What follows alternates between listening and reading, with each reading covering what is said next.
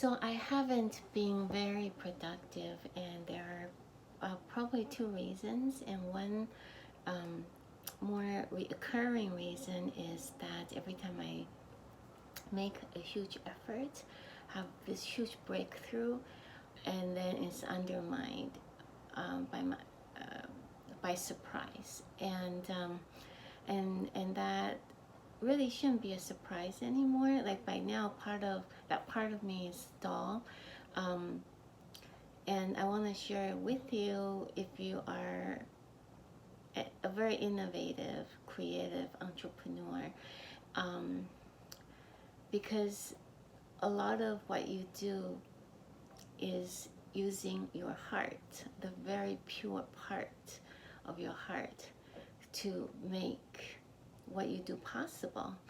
And so, and there are a lot of challenges when you work that way, when you are the frontier of what you do, and you're the one who break the status quo. So I've had many status quo breakthrough in my career. You know, in that way, I'm very fortunate. But in other ways, I'm not as fortunate, and that is. So the story is that I have been dating this guy for 10 years, and he's a great guy, and I love him. And but in the first many years, it has been that you know, like the part that caused our relationship to be rocky was his ex-wife, who for a long time refused to get a divorce from him, even though they were separated. And so that really troubled me in big ways and small ways. So even though at the time I was having this huge breakthrough in the market, you know, where people were starting to pay me like 6 to 10 times more than, you know, than my peers, I just wasn't able to keep up. It required a lot of my energy and focus to keep the business going at that level. I think my service was still at that level, but outside of the service, the business woman part of what I do couldn't keep at that professional level. So I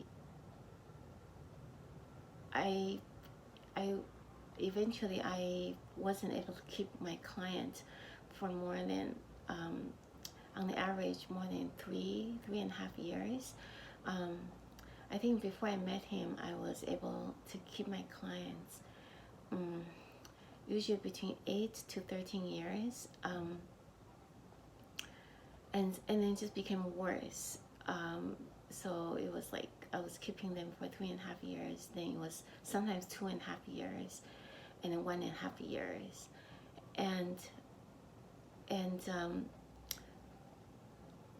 to think you put so much of you put so much work before like the moment where people say, yes, I'll pay you 10 times the market because your service is that good. It requires so much courage on my part to understand my own worth, and then to share it with the world, to announce it to the world, and then to demand that kind of pay.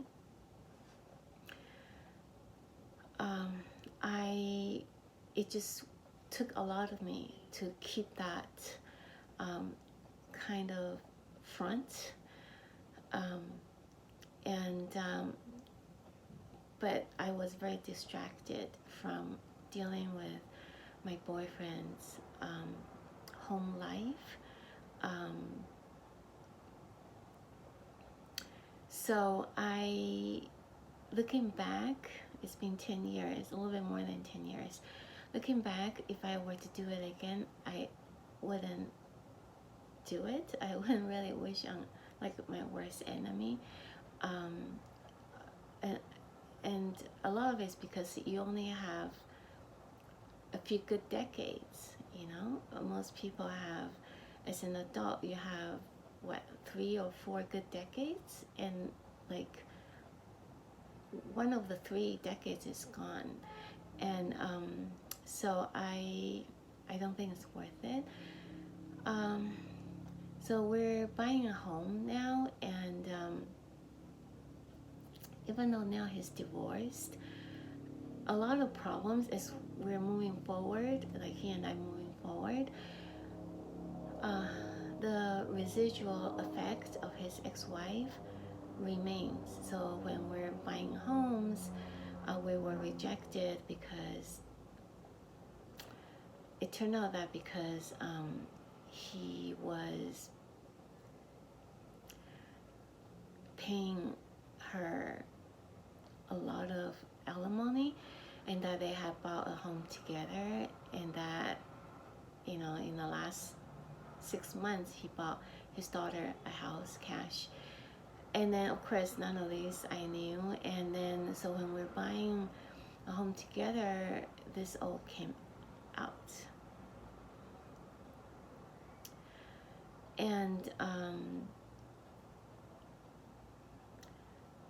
And then we, you know, we put in almost a year into finding this home, and then work on this home, and then just to be rejected. We got the mortgage and everything, got approved, but then the co-op board then rejected us based on our finances.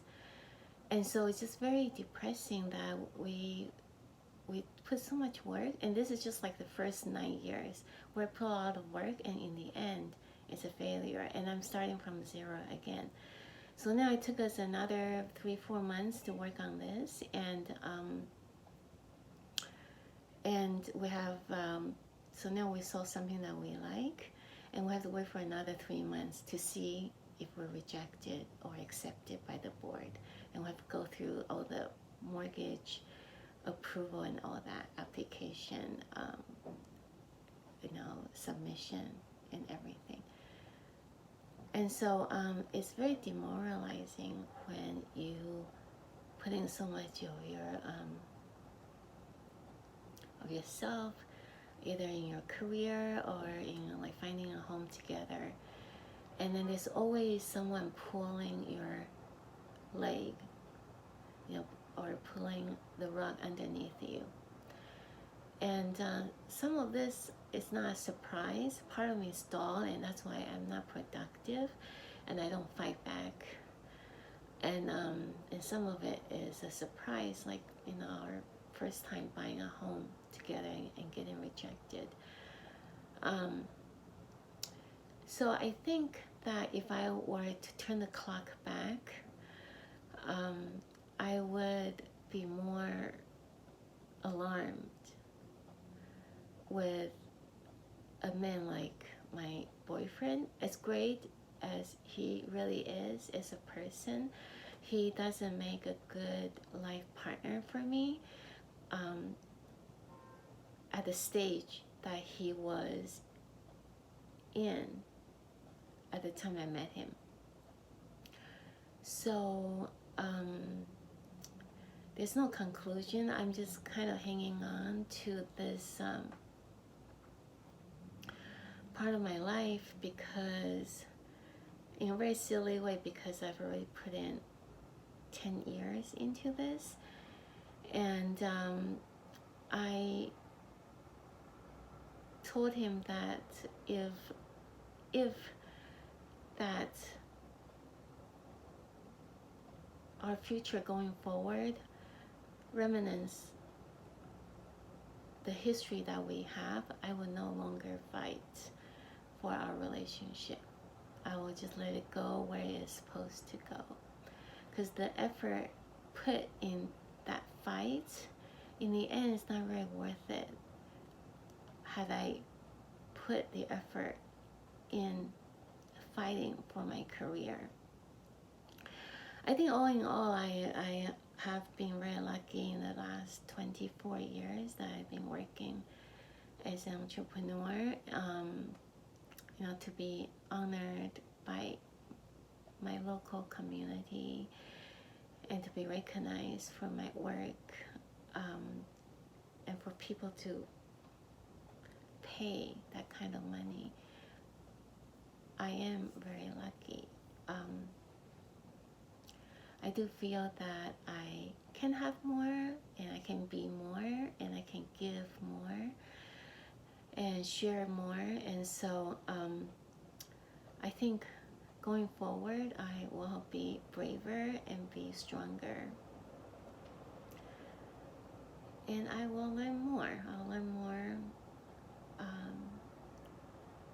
in many things. One of it is how to do this YouTube channel more effectively, and we'll see what happens.